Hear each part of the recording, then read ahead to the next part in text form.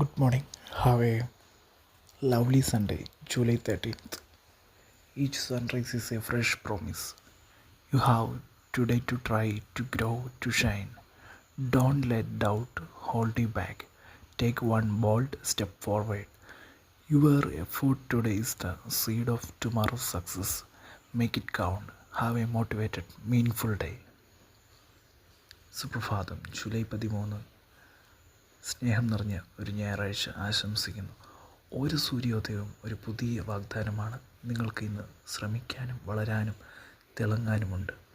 സംശയം നിങ്ങളെ പിന്നോട്ട് വലിക്കാൻ അനുവദിക്കരുത്. ഒരു ധീരമായ ചുവട് മുന്നോട്ട് വയ്ക്കുക.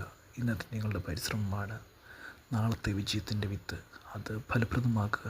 പ്രചോദനാത്മകവും ആത്മാർത്ഥവുമായ അർത്ഥവത്തവുമായ ഒരു ദിവസം ആശംസിക്കുന്നു. The first World Cup tournament begins on July 13th, 1930. In history, the France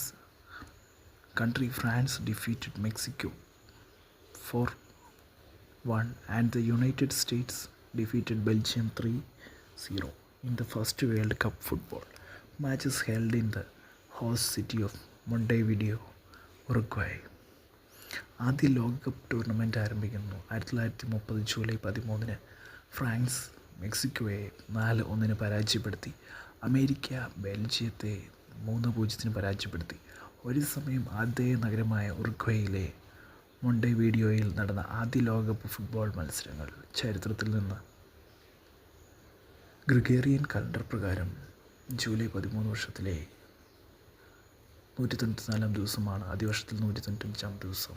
വർഷാവസാനം വരെ 171 ദിവസങ്ങൾ ബാക്കിയുണ്ട്.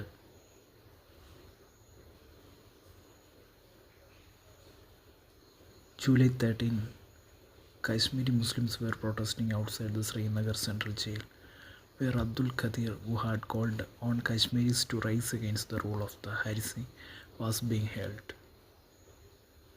As the crowd grew restless, the Dogra army opened fire, killing 22. 1931 July 13 ചരിത്രത്തിൽ വളരെയധികം പ്രാധാന്യമുണ്ട്. ഇത് കാശ്മീരി മുസ്ലിങ്ങൾക്കിടയിൽ രാഷ്ട്രീയ ഉണർവിന് ഉത്തേജനം നൽകിയ ഒരു നിർണായക നിമിഷത്തെ അടയാളപ്പെടുത്തുന്നു. അവിടുത്തെ രക്തസാക്ഷി ദിനമായിരുന്നു. ദോഗ്ര ഭരണകൂടത്തിൻ്റെ സ്വേച്ഛാധിപത്യ ഭരണത്തിനെതിരെ പ്രതിഷേധിച്ചപ്പോൾ വെടിയേറ്റ് മരിച്ച 22 കാശ്മീരികളുടെ രക്തസാക്ഷിത്വത്തിൻ്റെ ഓർമ്മയിലാണ് ഈ ദിവസം. Thank you so much. Thank you for watching. Have A nice day.